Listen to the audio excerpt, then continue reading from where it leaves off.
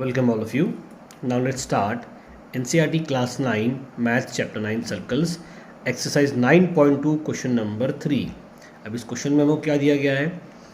If two equal chords of a circle intersect within the circle, prove that the line joining the point of intersection to the center makes equal angle with the chords.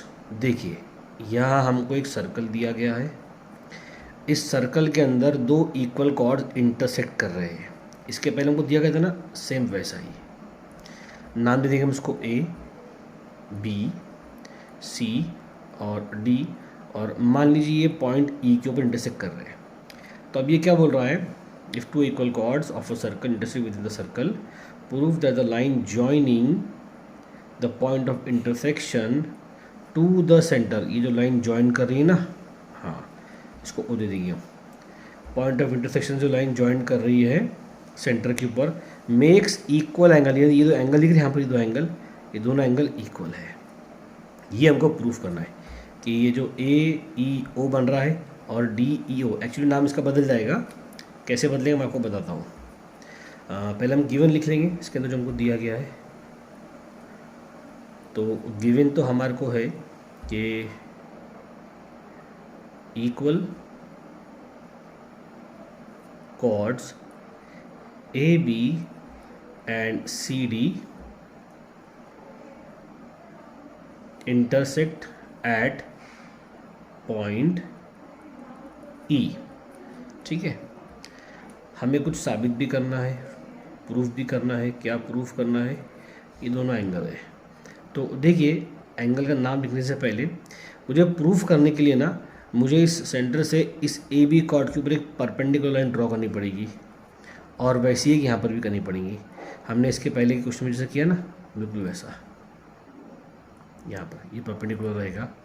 तो इसको हम नाम दे देंगे M और N. अब नाम हमने दे दिया है, तो अब इस एंगल का नाम हो जाएगा एंगल ओ ई एम और इसका नाम होगा एंगल ओ ई एन. तो एंगल ओ ई एम ये इक्वल होना चाहिए एंगल ओ ई एन के. यही हमें प्रूफ करके देना है.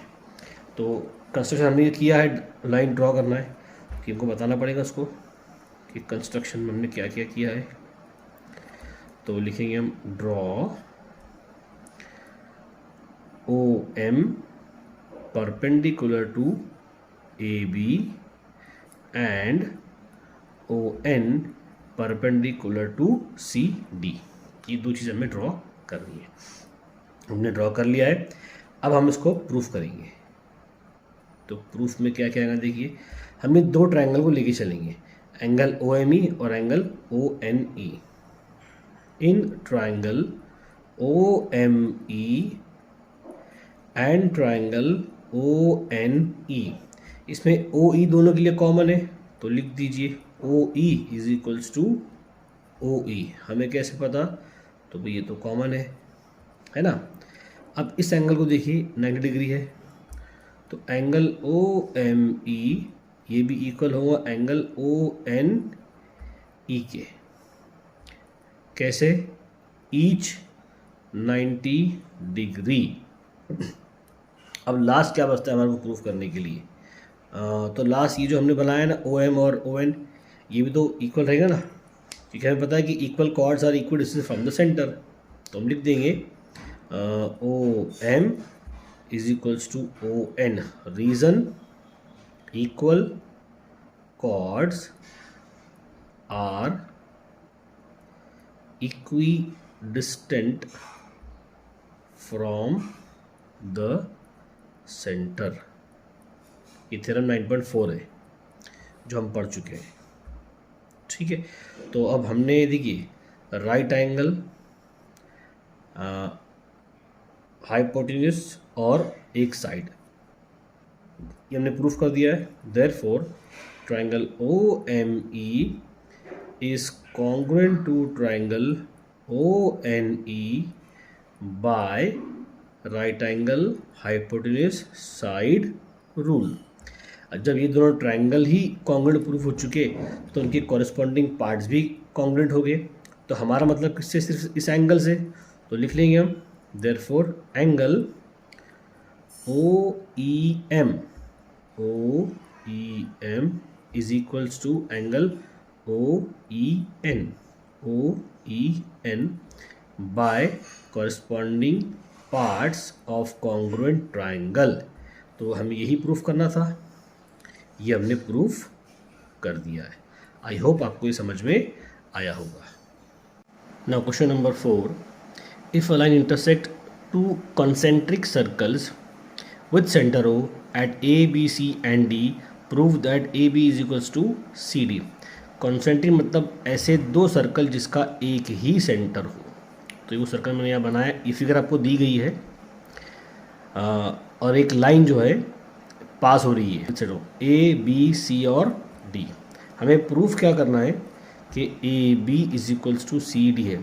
अगर आप इस लाइन को गौर से देखें ना, तो ये लाइन दोनों सर्कल के लिए कॉर्ड का काम करती है। अगर आप अंदर के सर्कल को देखो तो BC एक कॉर्ड बन गया, और अगर आप बाहर के सर्कल को देखेंगे तो AD एक कॉर्ड बन गया। तो इसी का सहारा लेके हम इसको प्रूफ करेंगे। तो पहले तो हम लिखेंगे इसके अंदर गिवन क्या क्या है हमारे पास में।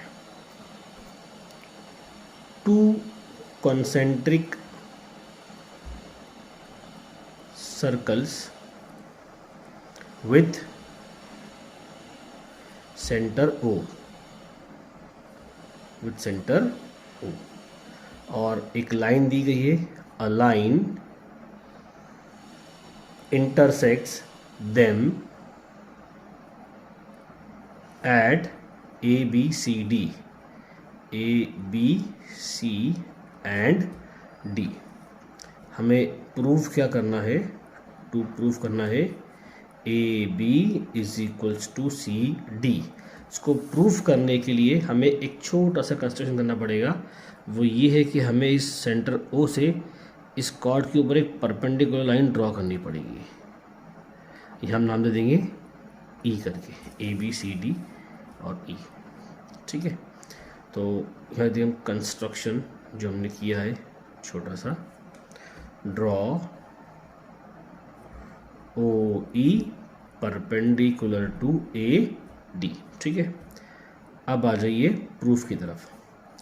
तो पहले हम देखेंगे बड़े सर्कल के ऊपर, इन बड़ा बोलो या बाहर का बोलो एक ही बात रहेंगे, इन आउटर सर्कल